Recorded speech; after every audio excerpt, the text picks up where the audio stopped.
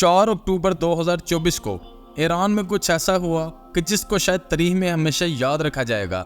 HM TV की videos में एक बार फिर से खुशामदीद। दोस्तों, इसी दिन वो हाथ समा आया कि जब ईरान के सुप्रीम लीडर कि जिनकी उम्र ऑलरेडी 85 साल हो चुकी है, उन्होंने न सिर्फ खुले आसमान के नीचे हज़ारों ईरानी लोगों की जुमे की नमाज की इमामत की, बल्कि साथ ही जुमे की नमाज से ठीक पहले दी गई एक लंबी तकरीर में दुनिया की सबसे बड़ी ताकत मतलब कि अमेरिका और इसके साथ साथ अमेरिका बैक इसराइल को बुरे तरीके से ललकारा।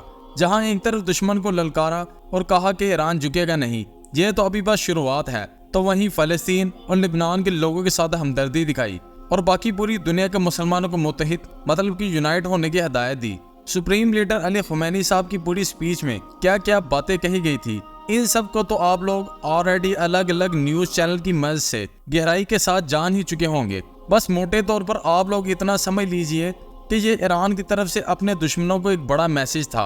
ये कह सकते हैं कि ये एक तरीके से ललकारना था।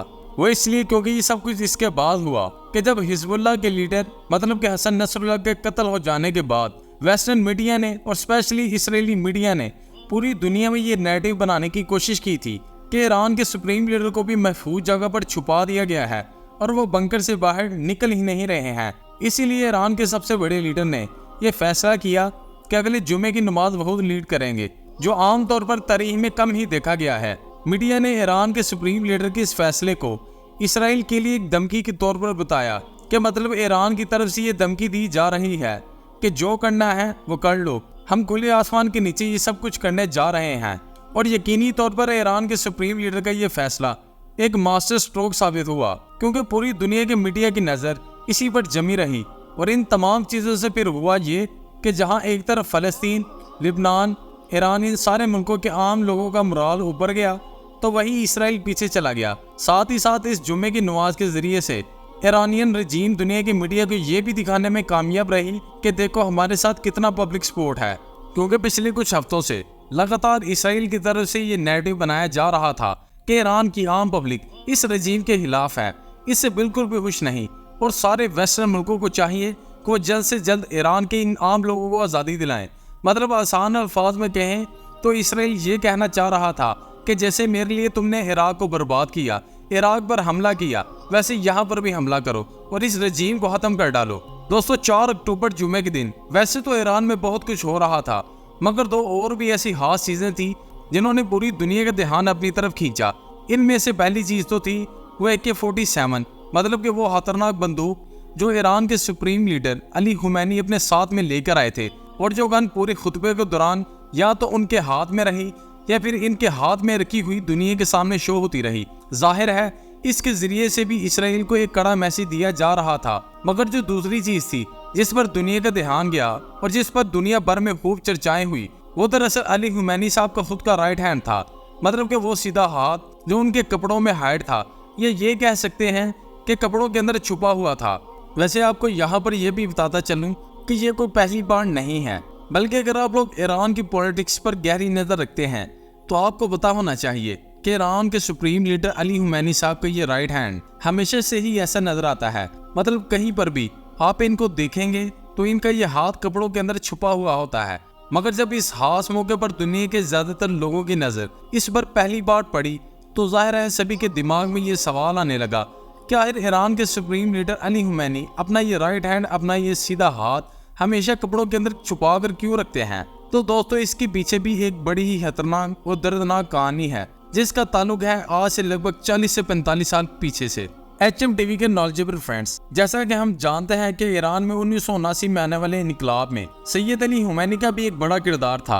पहले भी हुकूमत के खिलाफ खड़े होने की वजह से इनको भी 5 से 6 बार जेल में भेजा गया, बल्कि इसके अलावा भी न जाने कौन कौन से इनके ऊपर एक्शन लिए गए थे।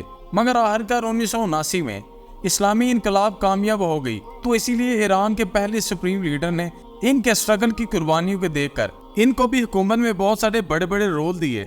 इसने ईरान के बिल्कुल शुरुआती दौर में होने वाली जो जंग थी यानी इराक ईरान वार, उसमें तो काफ़ी एक्टिव रहे ही। साथ ही साथ ये अब बहुत जल्द ही ईरान के सुप्रीम लीडर रुहुल्लाह खुमैनी के भी बहुत ज़्यादा करीब होते जा रहे थे।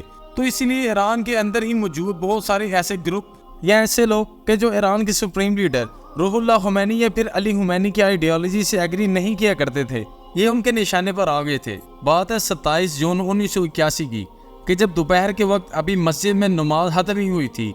इवन जमात के साथ ही नमाज अदा करने वाले लोग अपनी सफ़ों में ही बैठे हुए थे। लाइन से कोई भी अभी अपनी जगह से नहीं हिला था। सैयद अली हुमैनी साहब उठे और लोगों की तरफ मुतवज्जा होकर तकरीर करने लगे।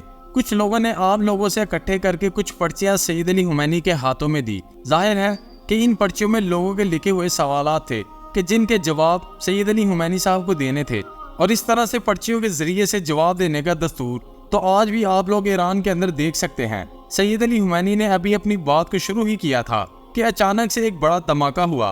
देखते ही देखते सैयद अली हुमैनी के जो तमाम नमाजियों की तरफ देखकर बात कर रहे थे वो फर्श पर गिर चुके थे। ये धमाका दरअसल रेडियो रिकॉर्डर के जरिए से हुआ था कि जो उनके पास में ही लाकर रख दिया गया था और जिसके अंदर पहले से ही बॉम्ब रख दिया गया था।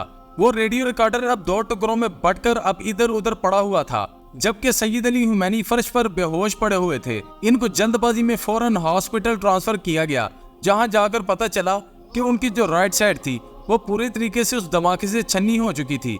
मतलब जो रेडियो रिकॉर्डर के पुर्जे थे या फिर उसके अंदर भी मौजूद एक्सप्लोजन भरा गया होगा, उसका जो मटेरियल था वो उनकी बॉडी में पूरे तरीके से समा चुका था। इसके अलावा उनके सीने की एक साइड मतलब कि राइट साइड बुरे तरीके से जल चुकी थी। उनका राइट हैंड बुरे तरीके से सूज चुका था और अब काम भी नहीं कर रहा था। शोल्डर और चेस्ट वगैरह पर अंदर की हड्डियों को आसानी के साथ देखा जा सकता था। यहाँ तक कि ये दावा किया जाता है कि उनके इलाज के दौरान एक सर्जन ने ग्लव्स उतार दिए थे और ये तक कह दिया था कि ही इज गॉन, मतलब कि अब जा चुके हैं। लेकिन तभी वहीं पर मौजूद दूसरे डॉक्टर के इंसिस्ट करने पर दोबारा इलाज शुरू किया गया। उनका वो ब्लड प्रेशर के जो काफी नीचे जा चुका था वो भी बढ़ना शुरू हो गया था। खुद इनकी ऑफिशियल वेबसाइट पर पब्लिश की गई रिपोर्ट के जरिए से ये भी बताया गया है कि इस पूरे इलाज के दौरान ये जुबान से कुछ न कुछ बड़बड़ाते रहते थे, जो कि बाद में पता चला था कि ये बार बार शहादा पढ़ रहे थे या फिर पढ़ने की कोशिश कर रहे थे। जब सर्जरी कंप्लीट हो गई और अली हुमैनी साहब को होश भी आ गया तो होश आते ही उनको 2 चीजें रियलाइज हुई। पहली ये कि वो बोल नहीं पा रहे थे, जबकि दूसरी ये कि उनका राइट हैंड काम ही नहीं कर रहा था। इसलिए अब उन्होंने बातचीत करने के लिए लेफ्ट हैंड का इस्तेमाल किया और लेफ्ट हैंड से जो चीजें सबसे पहले लिखी वो दरअसल 2 सवाल थे। पहला सवाल तो ये था कि मस्जिद के उस हादसे में उनके अलावा उनका कोई और साथी घायल हुआ है या नहीं, जिस पर उनको जवाब दिया गया कि कोई नहीं, बाकी तमाम लोग हैरियत से हैं। इसके बाद उनका जो दूसरा सवाल था वो खुद अपने बारे में था और जिस पर उनको जवाब दिया गया कि हाँ वो सही महसूस कर पा रहे हैं, उनका जो राइट हैंड है वो कभी भी काम नहीं कर सकेगा।